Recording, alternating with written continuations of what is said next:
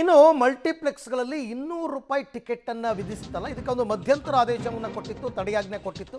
ಮಲ್ಟಿಪ್ಲೆಕ್ಸ್ಗಳಲ್ಲಿ 200 ರೂಪಾಯಿ ದರ ನಿಗದಿ ವಿರುದ್ಧ ಅರ್ಜಿ ಹಾಕಿದ್ದು ಈಗ ಹೈಕೋರ್ಟ್ನಲ್ಲಿ ಅರ್ಜಿಯ ವಿಚಾರಣೆ ನಡೆದಿದೆ. ಸೊ ಏನು ವಿಚಾರಣೆ ಹೈಕೋರ್ಟ್ನಲ್ಲಿ? ಪ್ರತಿವಾದಿಗಳಿಗೆ ನೋಟಿಸನ್ನು ಜಾರಿ ಮಾಡಲಾಗಿದೆ. ಈ ವಿಚಾರಕ್ಕೆ ಸಂಬಂಧಪಟ್ಟಂತೆ ಮಲ್ಟಿಪ್ಲೆಕ್ಸ್ಗಳು ಟಿಕೆಟ್ ಮಾರಾಟದ ಲೆಕ್ಕವನ್ನು ಇಡಬೇಕು. ಡೆಬಿಟ್ಟು, ಕ್ರೆಡಿಟ್ಟು, ಫೋನ್ಪೇ ಹಣ ಸಂಗ್ರಹದ ಲೆಕ್ಕವನ್ನು ಇಡಬೇಕು. ಒಂದೊಮ್ಮೆ ಸರ್ಕಾರದ ಆದೇಶವನ್ನು ಎತ್ತಿಡಿದ್ರೆ, ಅಂದರೆ 200 ರೂಪಾಯಿ ಸರಿ ಅಂತಂದರೆ ಹಣವನ್ನು ಟಿಕೆಟ್ ಖರೀದಿದಾರರಿಗೆ ಮರಳಿಸಬೇಕು. ಸಾಧ್ಯನಪ್ಪ ಇದು? ಓಕೆ, ಈಗ ಹೈಕೋರ್ಟ್ ಮಹತ್ವದ ಆದೇಶವನ್ನು ಕೊಟ್ಟಿದೆ. ಹಣ ಸಂಗ್ರಹದ ಬಗ್ಗೆ ಕೋರ್ಟ್ಗೆ ಕೂಡ ಮಾಹಿತಿಯನ್ನು ಕೊಡಬೇಕು ಅಂತ. ಮಾಹಿತಿ ನೀಡದಿದ್ದರೆ ಮಧ್ಯಂತರ ಆದೇಶಕ್ಕೆ ತಡೆ ಕೊಡ್ತೀವಿ. ಅಂದರೆ 200 ರೂಪಾಯಿ ಕ್ಯಾನ್ಸಲ್ ಮಾಡಿದಾರಲ್ಲ, ಅದಕ್ಕೆ ತಡೆ ಕೊಡಬೇಕಾಗತ್ತೆ.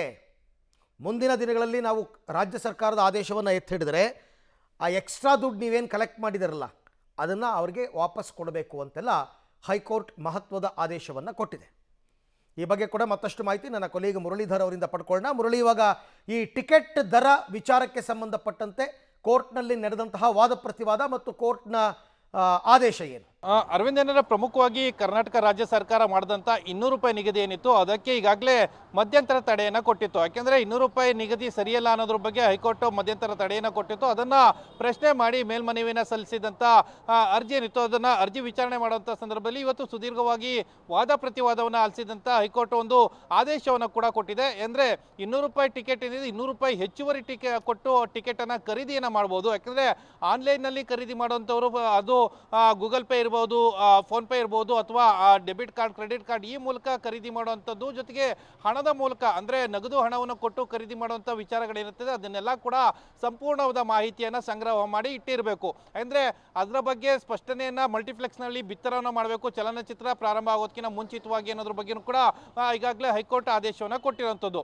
ಅಂದರೆ ಅದನ್ನು ಹೈಕೋರ್ಟ್ಗೆ ಮಾಹಿತಿಯನ್ನು ಕೊಡಬೇಕು ಅನ್ನೋದ್ರ ಬಗ್ಗೆ ಕೂಡ ಉಲ್ಲೇಖವನ್ನು ಮಾಡಿದೆ ತಮ್ಮ ಆದೇಶದ ಪ್ರತಿಯಲ್ಲಿ. ಜೊತೆಗೆ ಇನ್ನೊಂದು ಪ್ರಮುಖವಾದ ಅಂಶ, ಅಕಸ್ಮಾತ್ ಏನಾದರೂ ಸರ್ಕಾರದ ಆದೇಶ ಏನಿದೆ 200 ರೂಪಾಯಿ ಟಿಕೆಟ್ನ ಆದೇಶ ಏನಿದೆ ಅದೇನಾದರೂ ಹೈಕೋರ್ಟ್ ಎತ್ತಿ ಹಿಡಿದ್ರೆ ಜನರು ಯಾರ್ಯಾರು 200 ರೂಪಾಯಿಗಿಂತ ಹೆಚ್ಚಿನ ಹಣವನ್ನು ಭರಿಸಿ ಟಿಕೆಟನ್ನು ಖರೀದಿಯನ್ನು ಮಾಡಿದರೆ ಆ ಹಣವನ್ನು ವಾಪಸ್ ಕೊಡಬೇಕು ಅನ್ನೋದ್ರ ಬಗ್ಗೆ ಉಲ್ಲೇಖವನ್ನು ಮಾಡಿರುವಂಥದ್ದು. ಅಂದರೆ ಆನ್ಲೈನ್ನಲ್ಲಿ ಯಾರ್ಯಾರು ಖರೀದಿಯನ್ನು ಮಾಡ್ತಾರೆ ಅವ್ರಿಗೆಲ್ಲರೂ ಕೂಡ ಸುಲಭವಾಗಿ ಅದನ್ನು ವಾಪಸ್ ಕೊಡ್ಬೋದು. ಯಾಕೆಂದರೆ ಪ್ರತಿಯೊಬ್ಬರಿಗೂ ಆನ್ಲೈನ್ ಫೋನ್ಪೇ ಇರ್ಬೋದು ಅಥವಾ ಗೂಗಲ್ ಪೇ ಇರ್ಬೋದು, ಡೆಬಿಟ್ ಕಾರ್ಡ್, ಕ್ರೆಡಿಟ್ ಕಾರ್ಡ್ ಅದು ಅವರ ಮಾಹಿತಿ ಸಿಗ್ತದೆ. ಅಂದರೆ ಟಿಕೆಟನ್ನು ಖರೀದಿ ಮಾಡಿದವರ ಮಾಹಿತಿ ಸಿಗುತ್ತೆ. ಆ ಮಾಹಿತಿಯನ್ನು ಆಧರಿಸಿ ಅದನ್ನು ಮತ್ತೆ ವಾಪಸ್ ಅವರಿಗೆ ಕ್ರೆಡಿಟನ್ನು ಮಾಡ್ಬೋದು ಅನ್ನೋದ್ರ ಬಗ್ಗೆ ಒಂದು ಅಭಿಪ್ರಾಯವನ್ನು ಕೊಟ್ಟಿರುವಂಥದ್ದು. ಅದಾದ ನಂತರ ನಗದು ರೂಪದಲ್ಲಿ ಏನಿರುತ್ತದೆ, ಅಂದ್ರೆ 200 ರೂಪಾಯಿ ಟಿಕೆಟ್ಗೆ 300 ರೂಪಾಯಿ ಕೊಟ್ಟು ನಗದು ರೂಪದಲ್ಲಿ ಟಿಕೆಟ್ ಅನ್ನು ಖರೀದಿ ಮಾಡಿದಂಥವರು ಅದರ ಹೆಚ್ಚುವರಿ ಹಣವನ್ನ ಕಲ್ಯಾಣದ ವಿಚಾರಕ್ಕಾಗಿ, ಅಂದ್ರೆ ಯಾವ್ದಾದ್ರು ಒಳ್ಳೆಯ ಕೆಲಸಕ್ಕೆ ಆ ಹಣವನ್ನ ಬಳಕೆಯನ್ನ ಮಾಡಬೇಕು ಅಂತ ಹೇಳಿ ಈಗಾಗಲೇ ಮಲ್ಟಿಪ್ಲೆಕ್ಸ್ಗೆ ಸೂಚನೆಯನ್ನು ಕೊಟ್ಟಿರುವಂಥದ್ದು.